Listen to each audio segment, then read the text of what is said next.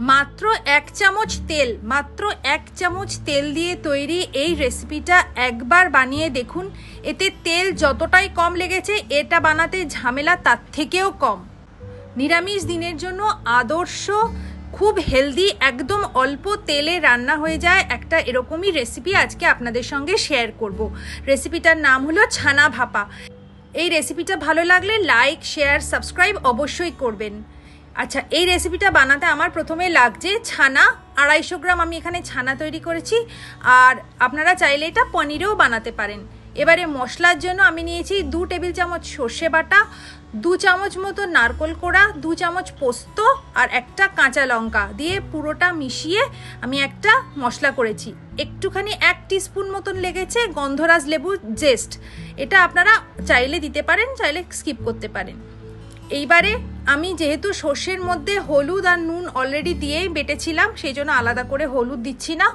এবারে পুরো মিশ্রণটাকে আমি একটা বড় বাটিতে নিয়ে খুব ভালো করে মেখে নেব।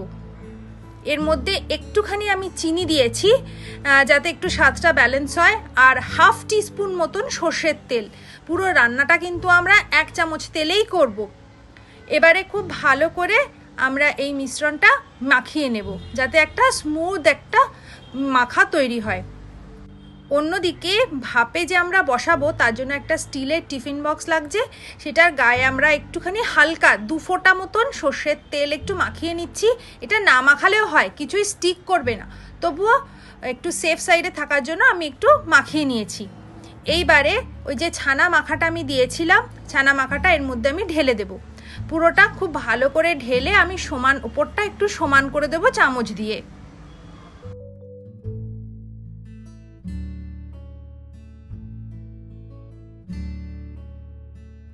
এবারে ওপর থেকে কয়েকটা কাঁচা লঙ্কা আমি সাজিয়ে দিচ্ছি।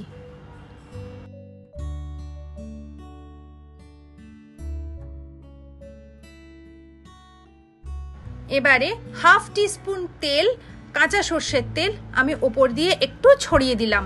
ব্যাস, আমাদের কিন্তু রেসিপি প্রায় রেডি। এবারে জাস্ট একটু ভাপানোর জন্য যেটুকুনি টাইম লাগবে, এর থেকে সহজ রেসিপি বোধহয় আর হয় না। তাহলে আমার চ্যানেলটা কিন্তু সাবস্ক্রাইব করতে হবে এই রকমই সহজ সহজ রেসিপি দেখার জন্য। এইবারে টিফিন বক্সের ঢাকনাটা বন্ধ করে দেব। এবার একটা বড় কড়ার মধ্যে একটা স্ট্যান্ড বসিয়ে জল নিয়ে নিয়েছি আমি।